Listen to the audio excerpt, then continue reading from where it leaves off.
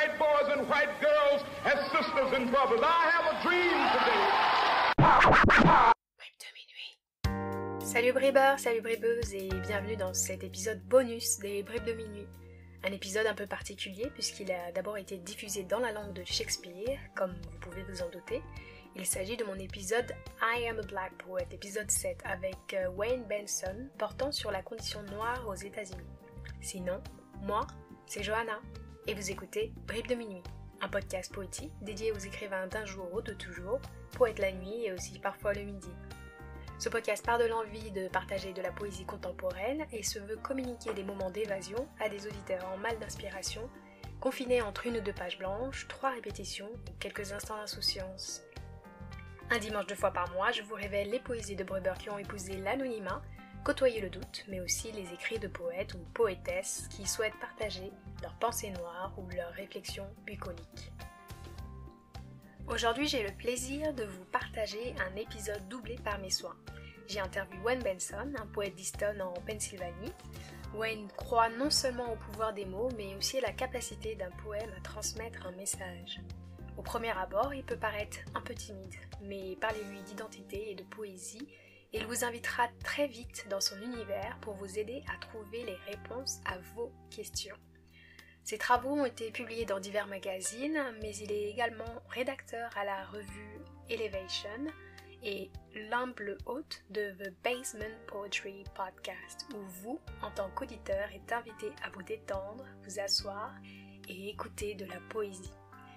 Je ne vous laisse pas attendre plus longtemps puisque j'ai hâte de vous partager ce premier épisode doublé et je vous invite aussi à découvrir cet auteur à travers la charmante voix off de Sandy. Hi Wayne, how are you doing? Comment ça va aujourd'hui? Ça va, merci. Thank you for your French, I appreciate. So Wayne, Donc Wayne Benson, c'est ton nom complet. tu viens de Pennsylvanie, tu suis actuellement une maîtrise en beaux-arts avec une orientation en écriture créative avec le programme Maslow à l'université de Wilkes. Et tu es également éditeur chez River and South Review et tu as récemment publié certains de tes poèmes dans Crêpe and Pen Magazine, Mineralite Magazine, Perhappen Magazine et The Elevation Review.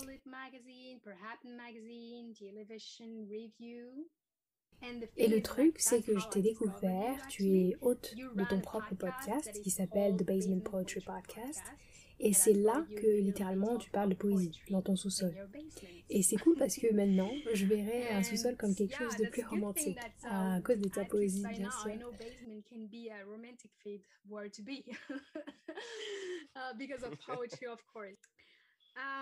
Donc j'ai découvert ton podcast sur Spotify en explorant les podcasts dédiés à la poésie et j'ai trouvé ton texte intitulé I Am a Black Poet que tu as écrit en juin 2020, c'est ça? I Am a Black Poet which you wrote in June 2020.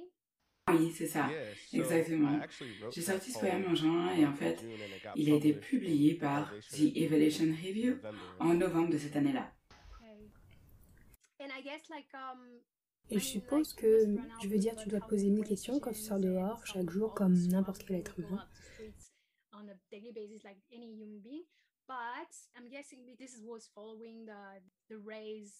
Mais je suppose que c'est suite à la montée de colère due au meurtre de George Floyd, exactement. C'est ça. George Floyd. Et est-ce que c'est la raison pour laquelle tu as décidé d'écrire ce poème ou y avait-il quelque chose de plus? Oui, c'est vrai que ça a commencé là-dessus. C'est-à-dire qu'une fois que l'histoire de George Floyd s'est répandue,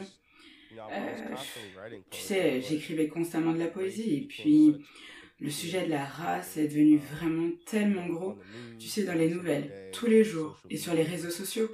C'était sous tes yeux tous les jours. Et j'ai commencé à me dire que, en tant que poète noir, je suis obligée de donner mon point de vue là-dessus ou est-ce qu'il était déjà connu, tu sais? Comment dois-je relater cette histoire en tant que poète noir? Et ce genre d'attente, comment la prendre en compte dans mon travail? Donc, tu t'es dit que tu devais comme sortir une sorte de colère ou juste parce que c'est ton travail que tu t'es dit que tu devais écrire dessus? Que c'est plus juste un sujet que tu ne peux pas éviter, mais que c'est aussi un sujet sur lequel tu te dois de t'exprimer?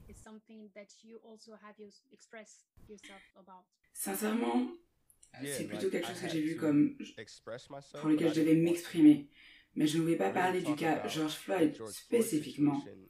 Je voulais parler de ce que cela représente d'être un poète noir. Et comment cela peut être créé. Enfin, je veux dire créer une attente. Et qu'est-ce que mes homologues noirs attendent de mes textes en tant qu'écrivain? Tu vois ce que je veux dire? Ce poids était lourd sur ma conscience. Donc c'était plus comme j'essayais d'aller à l'encontre des attentes et ne pas écrire sur les problématiques noires tout le temps en tant que poète noir. Oui, donc on sent que tu ne parles pas directement des problématiques raciales dans ce poème, mais plutôt d'essayer de parler de quelles sont les attentes en tant que poète noir, avec des métaphores bien sûr, parce que c'est un poème. Et cette figure stylistique d'affirmation de soi que tu utilises, je suis un poète noir, je suis un poète noir, me rappelle un peu, eh bien, parce que je n'ai pas énormément de références en littérature américaine, cela me rappelle un peu le poème I Rise de Maya Angelou, c'est ça? American literature references, so it reminds me a little bit of I Rise, Maya Angelou, is that it? C'est ça, exactement, oui, Maya Angelou. Oui, donc cela me rappelle un peu de cela. Et puis bon, un peu aussi du fameux I Have a Dream. Ce sont ces mots qui retentissent à moi d'un point de vue étranger, cette figure de répétition. Oui. Et je trouve que c'est une agréable façon d'engager les gens et d'attirer leur attention, mais en même temps, je me suis dit c'était une belle façon de lancer un mouvement d'empowerment.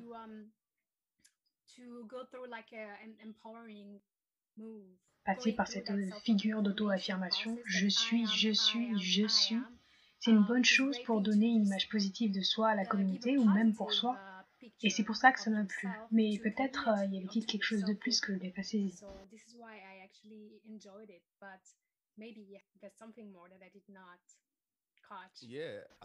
En fait, je vais dire, et comme tu le dis souvent, je répète régulièrement cela. Je suis. Et encore, tu es un poète noir, n'as pas peur tu sais, de t'approprier cette identité parce que j'ai l'impression que pendant longtemps, dans ma carrière de poète, j'ai essayé d'ôter la thématique noire de mes textes. Parce que je n'ai pas eu envie, comme juste cela, j'ai envie que les gens se focalisent sur ce que je dis et non pas sur ce que je dis, sur ma négritude. Tu comprends? Et pendant longtemps, j'étais comme, je veux être connu comme un poète normal, comme tout le monde. Je ne veux pas être catalogué uniquement comme étant un poète noir. Et ça, c'était comme empoigner mon identité. Et dire non, tu es un poète noir, être noir, c'est en partie ce que je suis. Et il y a une façon de manœuvrer comment le monde te voit, mais ne te débarrassera jamais de ça. Tu sais, d'être un poète noir.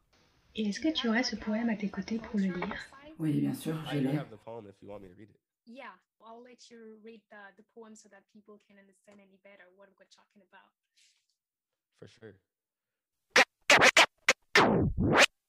Alors, pour les besoins de ce doublage, je vais moi-même lire le poème de Wayne. Et si vous souhaitez écouter le poème en version originale, vous pouvez tout simplement cliquer sur l'épisode 7 ou vous référer à mon compte Instagram sur lequel il se trouve également publié. Bonne écoute. Voici donc I am a black poet, soit je suis un poète noir. Je suis un poète noir, ce qui veut dire que je ne peux pas écrire un simple poème à propos de l'arbre qui est dans mon arrière-cour, à moins que quelque chose n'y soit accroché. À moins de vous parler de ces racines qui courent en profondeur, sans interruption, sans être vues. Je ne peux pas écrire un simple poème. Un poème où je rentre à la maison vers mon amour et que je lui fais l'amour, sans ce risque que mon sang ne se renverse et se répande parce que quelqu'un jure que ce n'est pas ma maison. Aimeriez-vous ce poème? Si je vous disais que je ne veux pas utiliser l'espace blanc parce que je souhaite que ma négritude soit la norme, et même juste pour une page, parce que j'aimerais que le noir ne ressemble pas uniquement à un point pendant une seconde. Croiriez-vous en un poème comme cela? Un poème où je me sens remarquée là, comme une piqûre de moustique sur ta cheville, et où tu es comme tombé sur ma douleur alors que j'ai toujours été à l'arrière de ton talon, qui gratte à chaque pas que tu fais. Est-ce que ça fait sens? Est-ce que c'est vendable pour moi de te dire que l'arbre dans mon arrière-cour n'était pas une métaphore pour quelque chose qui continue de grandir dans des circonstances terribles? Je ne suis pas cet arbre. Moi, je suis un poète noir. L'arbre était juste là. Je ne sais pas comment a-t-il pu être ignoré. Est-ce que je m'en soucie vraiment? J'ai juste pensé que c'était cool, la façon dont la lumière du soleil le frappe juste à cet angle pour le séparer en deux.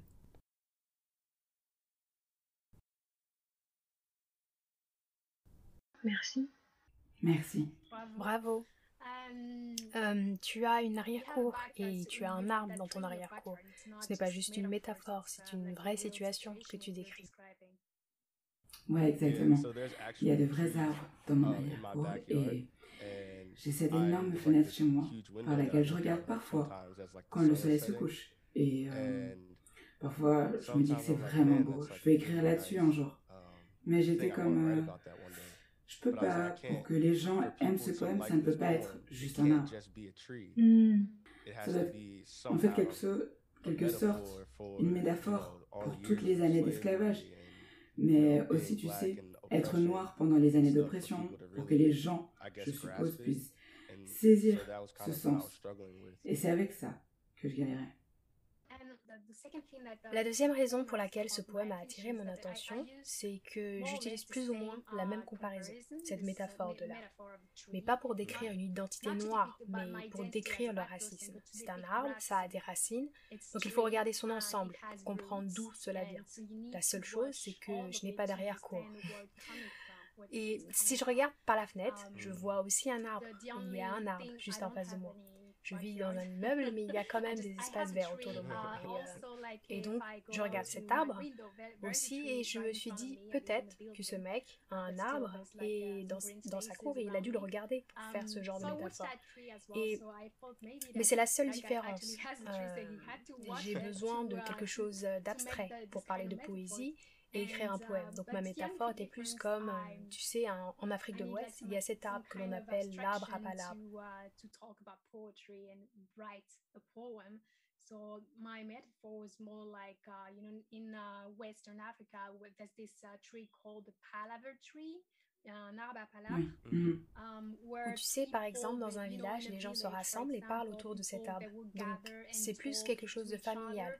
Et je prends cet arbre plus comme une figure, comme quelque chose que les familles ont vu grandir.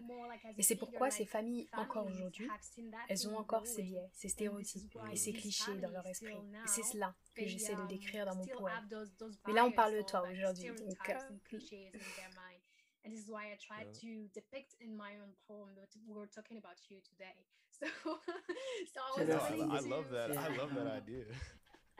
Et je me demandais si tu vois les choses de la même manière, ces racines. Est-ce que tu les vois de la même façon, comme cet arbre? Est-ce que tu vois de la même façon pour décrire le racisme, que ça a ses racines quelque part et d'où ça vient au final? Oui, en fait, genre l'arbre en lui-même, c'est rien. Je pensais aussi aux racines, tu sais, qui sont en dessous.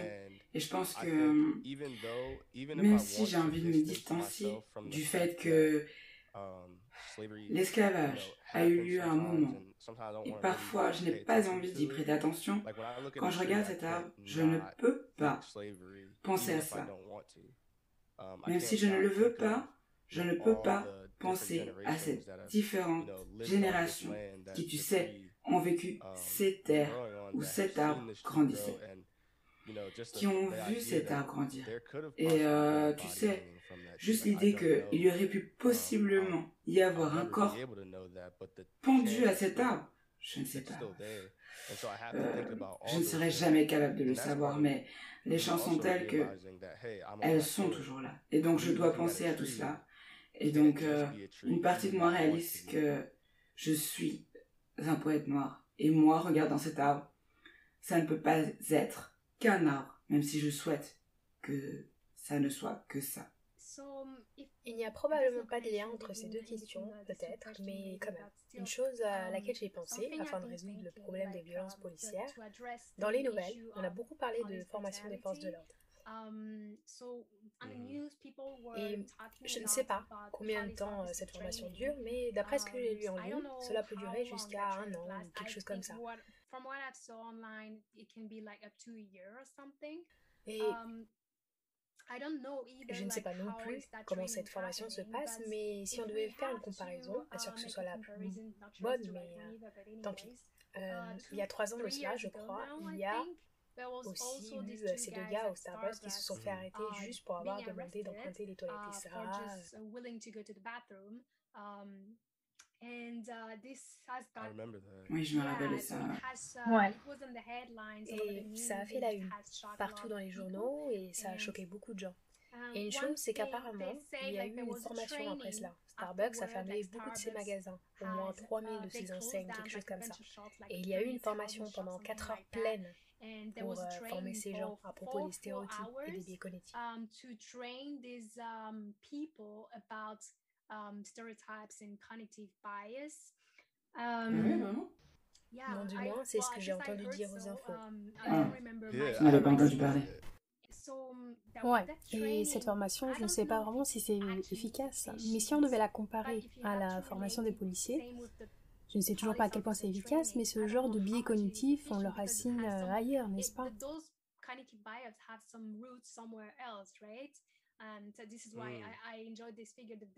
Et c'est pour cela que j'aime cette figure, la figure de l'âme, cette métaphore, je l'aime, parce que c'est quelque chose de plus profond, de plus souterrain, de plus sombre, disons.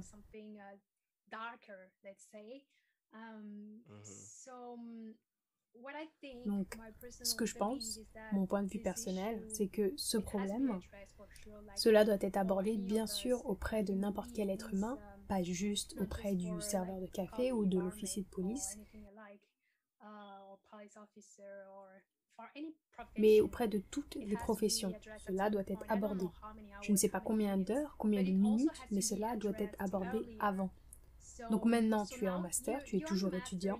D'après ton expérience personnelle, y avait-il une fois au lycée, au collège ou au primaire, une fois où tu as été sensibilisé à ce type de problème?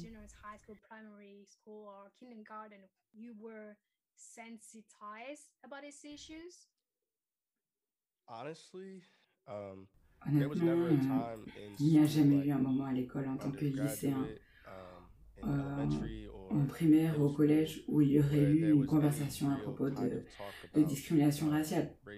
Et à moins que ce soit le mois de l'histoire des Noirs, tu vois, si c'est le mois de l'histoire des Noirs, on fait des assemblées et tout le monde se rassemble et on en parle dans ce cas-là. Je ne pense pas que ça aide vraiment, comme le système scolaire pense que ça aide, et avec les effets que ça pourrait avoir, afin de sensibiliser les gens à ce type de problème. Donc les gens peuvent juste ignorer ce mois, tout le reste de l'année, et continuer leur vie. Et ils ne s'en soucient jamais, vraiment. Donc personne ne s'en rend compte. Et même en tant que noir, on ne se rend pas compte de ça. Jusqu'à ce que cela t'arrive en fait. Jusqu'à ce que tu te fasses arrêter sans raison. Ou jusqu'à ce qu'on te questionne.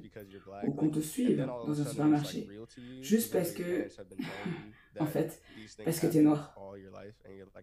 Et puis, soudain, ça devient réel. Même si tes parents t'en ont parlé et que ces choses vont arriver toute ta vie, et toi, t'es comme, oh non, ça ne peut pas arriver. Pas dans ma génération, pas comme ça. C'est pas possible. Et puis, ça t'arrive. T'es comme, oh, c'est un vrai problème. Un problème réel. Et certaines personnes qui sont blanches ont tendance à juste ignorer ces problèmes-là. Parce que leur communauté sont blanches. Et ils ne l'intègrent pas autant. Ils ne peuvent pas comprendre. Tu comprends, on essaie de se dire que les gens l'intègrent. Et c'est ce que je dis toujours. Je ne pense pas que l'Amérique est aussi intégrée que tout le monde le pense. Parce que je peux aller dans une école et fréquenter uniquement des noirs. Je peux aller dans une autre école et ne fréquenter que des blancs. D'une certaine façon, il y a encore une ségrégation. C'est plus comme une norme sociale. Ce n'est pas vraiment comme s'ils voulaient qu'il y ait cette ségrégation, mais c'est un genre, c'est juste que tu restes avec les tiens, les gens de ta couleur. Et donc, ce sont des choses qui arrivent. Les gens même de notre génération, tu peux toujours mûrir et avoir 25 ans, 30 ans, et ne pas comprendre vraiment comment le racisme affecte notre culture. Mais alors, comme tu le disais tout à l'heure, quand tu étais encore au primaire, au collège, tu étais avec ta propre communauté, ou des gens comme toi avec ta couleur de peau. Ce qui paraissait étrange pour moi parce que je n'étais qu'avec des personnes blanches quand j'étais au primaire. Je ne voyais aucune différence.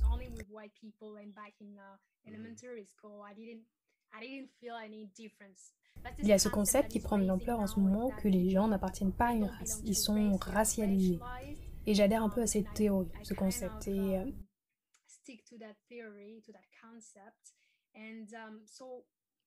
Donc tu étais dans un environnement assez divers, tu as grandi dans un environnement avec de la diversité, et malgré tout, lorsque tu as grandi, il n'y avait personne en dehors de l'école, disons. Je ne sais pas, il n'y avait pas des communautés, des activités ou quoi que ce soit de tel. Personne n'a abordé le problème avec toi ou t'y aurait sensibilisé. No, not Non, not really. The only non, pas person vraiment en fait. that ever, La seule personne qui you know, m'aurait gave donné me any quelques kind of directions direction sur ce sujet, about sur these ces issues propos, was honestly my grandmother. c'est ma grand-mère, sincèrement. I grew up, J'ai and grandi even though I wasn't in et diverse même si j'étais dans community, une communauté similar to inclusive, you. j'étais un peu comme toi. Most of my La close plupart de mes friends amis were proches white. étaient blancs. Mes 3 amis My like principaux, 3 main avec qui je close suis toujours ami friends d'ailleurs, who I'm still aujourd'hui, friends with to this day, étaient et sont blancs. were white and are white. And so Et I j'ai used to grandi dans grow up l'idée and be que like, non, no, these ces issues problèmes aren't n'existent pas. a thing Un because truc, my white c'est en friends réalité aren't doing parce those que things to me or saying those things mes to amis me. blancs ne me So it font was hard pas ces to choses-là.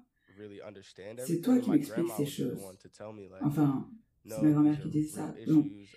c'était She's always, difficile de whenever I'm vraiment tout driving comprendre. Et ma somewhere, grand-mère she's était always celle like, qui me don't disait get non, pulled ce sont over. des vrais You problèmes. know how that can go. And I'm just like, Et no.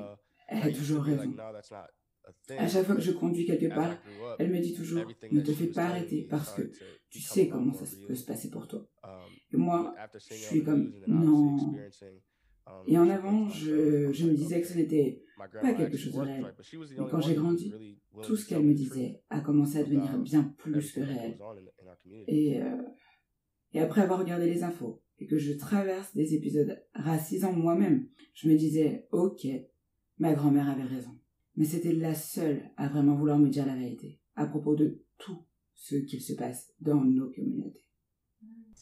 Donc, mais tu penses que ce serait une bonne chose d'avoir en dehors des membres de ta famille proche, d'avoir ces organisations, ces communautés, ou un espace social, un endroit, une ONG, quoi que ce soit qui serait là pour essayer d'implémenter un programme pour former les gens ou sensibiliser les gens et leur apprendre ce que c'est, quels sont ces problèmes pendant le mois de l'histoire des Noirs ou à n'importe quel moment dans l'année. Un peu comme je crois qu'il y a probablement au collège un programme pour apprendre des trucs sur le passage à l'âge adulte, sur la sexualité, ou comment se protéger des maladies transmissibles. Il y a un programme comme ça, non? Just like I believe there should be during probably junior high school there's a program to teach you what while you go through your adult life how sex is gonna be like or what do you have to do to protect yourself about these diseases such and such diseases. There is a program like that, right? So Oui, Donc, il pourrait y avoir un programme qui pourra aborder les biais raciaux, les biais cognitifs et les stéréotypes. Il pourrait y avoir ce type de programme implémenté dans ton école ou dans ton université puisque tu as grandi maintenant. C'est marrant que tu dis ça, parce que maintenant que tu le dis, je me rappelle qu'il y a des programmes qui nous sensibilisent à la consommation de drogue. Il y a des programmes qui nous parlent de sexe à un très jeune âge, environ 10 ans à peu près. On vient dans ton école, on te parle de drogue et comment ça affecte ton cerveau. Et tu sais à quel point ça peut être mauvais pour toi. Et jamais, tu sais, il n'y a eu un groupe de gens qui seraient venus dans nos écoles pour nous parler de race, de racisme et des problèmes liés à cela dans nos communautés. Et puis après, juste, on est pris par surprise dans la vraie vie quand cela arrive et on ne sait pas comment s'en sortir. Donc tu es d'accord qu'il devrait y avoir ce type d'initiative? Oui, clairement. Réalisée par le gouvernement, qui que ce soit, une ONG ou autre. Tout à fait. Je crois pas que le gouvernement devrait s'en charger par contre. Non, vraiment. Ça devrait être une autre institution. Parce que je ne crois pas que qui que ce soit aurait confiance en ce type de programme implémenté par le gouvernement, tout simplement.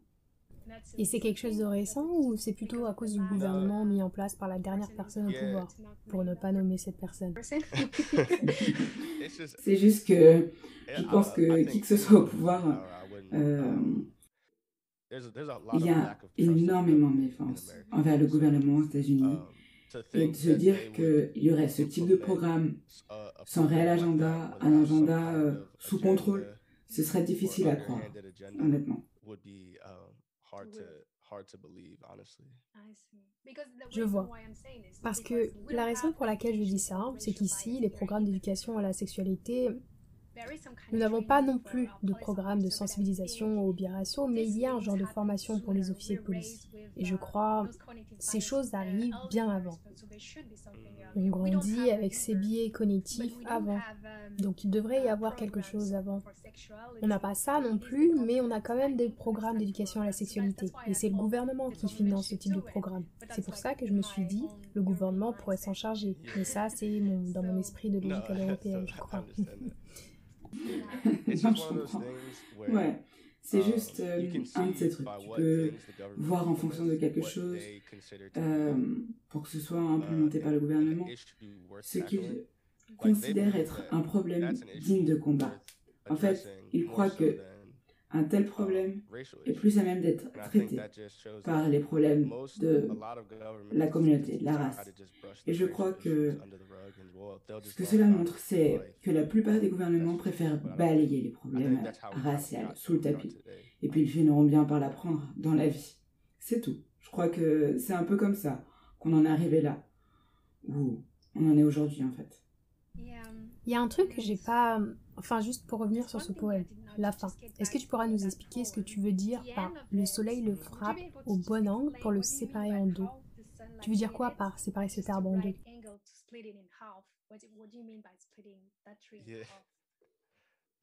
En fait, c'était drôle, car après avoir écrit ce vers, je me suis dit, est-ce que même les gens, j'ai l'impression que les gens vont un peu trop approfondir, mais genre littéralement, c'est juste que le soleil se déposait de telle manière que cet arbre était à moitié exposé à la lumière et à moitié à l'ombre, tu vois. Donc dans mon esprit, il était séparé en deux. Et je me suis dit, oh cool, je veux écrire là-dessus. Mais comme j'ai dit, je ne pouvais pas écrire juste dessus, je devais écrire sur la question raciale, en plus de cela. Et ensuite, j'en suis arrivée au point où je me suis dit, non, cette séparation de lumière sur l'arbre est juste trop cool, dans le moment présent, maintenant. Ouais, parce que moi je me suis dit, la lumière du soleil qui coupe cet arbre en deux, ça voudrait dire qu'il y ait un côté lumineux et un côté obscur. Ce qui voudrait dire qu'il pourrait en être de même pour la question raciale, qu'il y a un côté positif de cette question. Et je me suis dit, il y a un côté positif de cette question? Mais de quoi il parle? Oh mec. Mais j'ai mal saisi apparemment, ouais. J'aime l'idée que tu as une interprétation différente de ce que j'ai écrit, parce que c'est ce qui fait que tu t'assois avec ce poème bien plus longtemps et que tu te dis, mais qu'est-ce qu'il a voulu dire avec ces vers? Et pour moi, c'est juste cet arbre qui était séparé en deux, littéralement. Mais maintenant que tu dis ça, je me dis, ah, c'est un bon concept, c'est intéressant.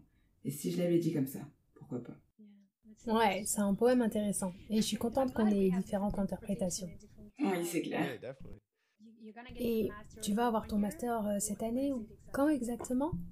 À la fin de cette année, oui. Donc, il me reste encore un semestre. Donc une fois que tu auras terminé, tu m'as dit avant d'enregistrer cet épisode et de faire cet entretien que tu ne fais pas partie du mouvement Black Lives Matter.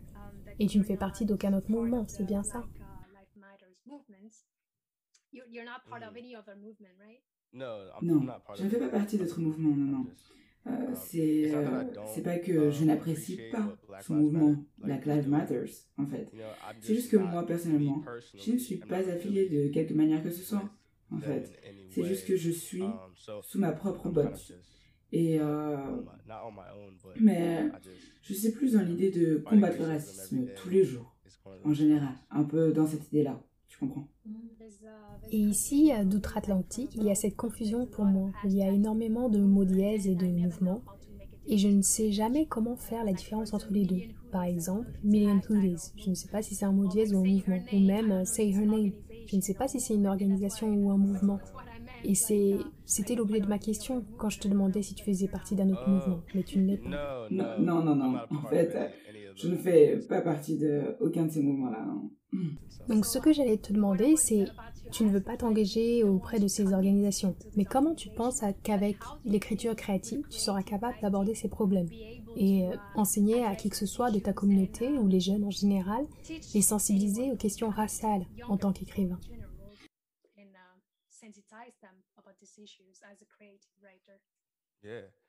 Ouais, en fait, honnêtement pour moi, et particulièrement quand j'aurai terminé ce programme et que j'obtiendrai mon diplôme, je veux vraiment laisser l'écriture parler pour moi.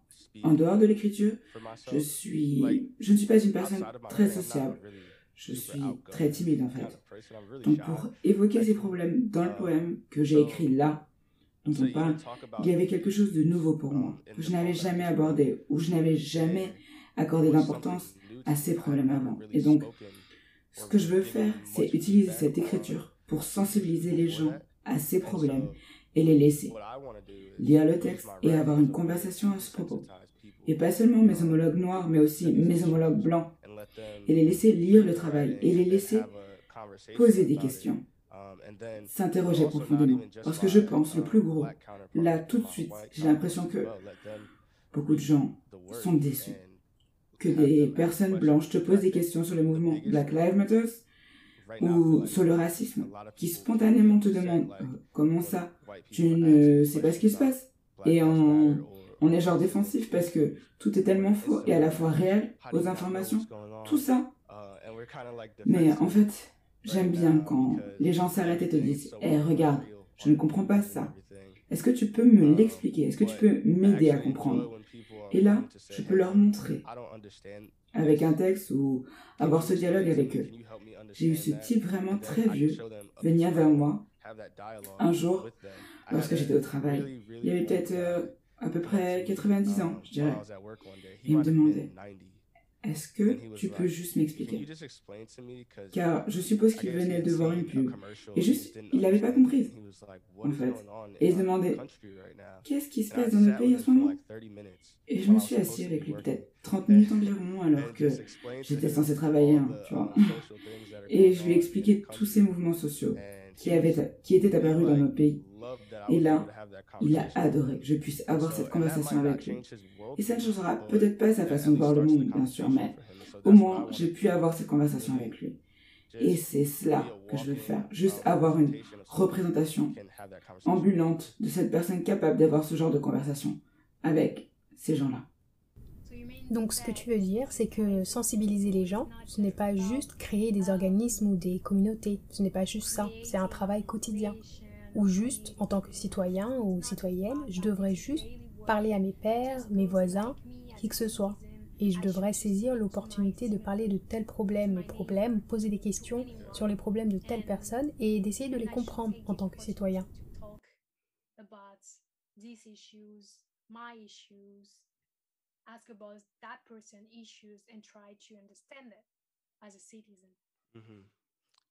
Ouais, exactement. Le problème que l'on rencontre se trouve dans les communautés locales.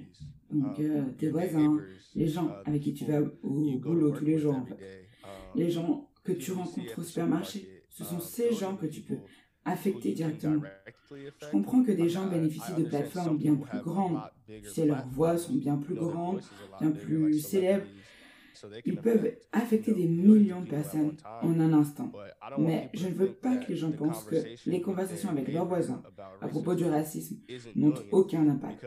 Parce que ces conversations que tu as avec eux, ils seront peut-être en mesure de les avoir avec quelqu'un d'autre. Tu vois? Et puis encore quelqu'un d'autre. Et ensuite quelqu'un d'autre. Donc encore il pourrait y avoir cette conversation avec leurs enfants, petits-enfants.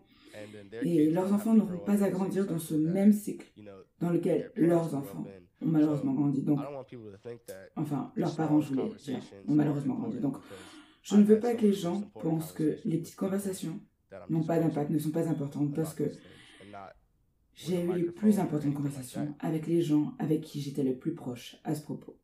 Et non pas avec un micro ou quelque chose comme ça. Just, hey, Mais what do you think about this? Can you answer this question for me? qu'est-ce que t'en Yes. penses? Est-ce que Just tu being pourrais able to répondre à have ces those questions pour moi? conversations in a Voilà, calm une environment vraie conversation. have done Oui, wonders juste for le me fait de in my pouvoir life. avec cette conversation dans un environnement calme a fait de meilleures choses pour moi dans ma vie. Donc, oui, je pense là qu'on a abordé pas mal de choses. Malheureusement, tu n'as pas d'autres poèmes pour qu'on puisse encore approfondir. Mais je dirais à mes auditeurs que tes poèmes sont toujours disponibles. Il y a à peu près 20 poèmes et épisodes dans ta chaîne de Basement Poetry Podcast. Oh, yeah. Oui, exact. À peu près quelque chose comme ça. Et il ne s'agit pas juste de négritude. Il y a des thèmes un peu plus neutres. Tu parles de poèmes comme ceux de Langston Hughes, Pablo Neruda. Donc tu parles de poètes et poèmes très différents. Et c'est disponible sur The Basement Poetry Podcast. Merci pour cette conversation. Merci. Merci à toi, j'apprécie beaucoup. Est-ce que tu as quelque chose à ajouter avant de... Yeah, Oui, bien sûr. definitely. Je me disais, avant de m'engager dans cet entretien, je me suis dit, qu'est-ce que je pourrais dire aux auditeurs? Et juste, qui que ce soit, que tu sois écrivain ou que tu ne sois pas écrivain, que tu vis juste ta routine. Tu sais, ne laisse pas les médias te dicter qui tu es. Et je pensais à ça aujourd'hui. Et je me suis dit, si je laissais les médias me dicter qui je suis tous les jours, je me réveillerais chaque jour que Dieu fait. Et toutes les secondes de ma vie auraient un lien avec l'oppression. Et c'est pas ça la vérité de toutes les secondes de ma vie. Donc, honnêtement, ne soyez pas désillusionnés à propos des idées qui tournent dans ce monde. Mais ne laissez pas non plus le monde définir ce que vous êtes en même temps. Et donc voilà le message que j'ai pour vous. Donc merci de m'avoir reçu ici aujourd'hui. Merci pour ce super message. Éventuellement, on aura l'occasion de se rencontrer à nouveau sur une deuxième saison. Oui, bien sûr. Et y a-t-il quelque chose, y a-t-il un sujet que tu aimerais que j'aborde dans les prochaines saisons? Oui, clairement. Donc il y a un truc que j'apprécie. J'adore les poèmes genre, les poèmes à propos du féminisme. Donc la plupart des poètes que j'aime sont des femmes. Et je suis vraiment fascinée par le point de vue sur, tu sais, le féminisme, les femmes dans le monde. Et c'est définitivement quelque chose dont j'aimerais converser ou apprendre plus. Je ne sais pas si tu as déjà pu lire N. Saint-Vincent Millay. Je recommande fortement son travail. Mais parmi les poètes féministes, elle est largement ma favorite. Et j'adore lire son travail et avoir ce genre de conversation. Donc j'adorerais en reparler. Ok, je diffuse pas mal de poésie féministe, mais elles sont en français pour le moment. Mais je ferai de mon mieux pour en trouver en anglais. Merci encore d'avoir été mon invité et bonne Yeah, soirée. thank you so much. Hey, pars pas comme ça. Tu sais que c'est pas fini. Comme indiqué en intro de l'épisode, ce doublage s'est fait avec la voix de Sandy, participation qui était bénévole. Alors pour la remercier, et bien sûr, si cela t'a plu, que tu souhaites accéder à plus de contenu bilingue, n'hésite pas à laisser une contribution à ma cagnotte. Le lien est en description de l'audio. Tu pourras également le retrouver sur mon compte Instagram, @bribe-de-minuit. Sinon, tu peux aussi partager cet instant de poésie, liker l'épisode et l'ajouter en playlist audio, ou encore en parler autour de toi. Très belle rentrée à toutes et tous, et à bientôt!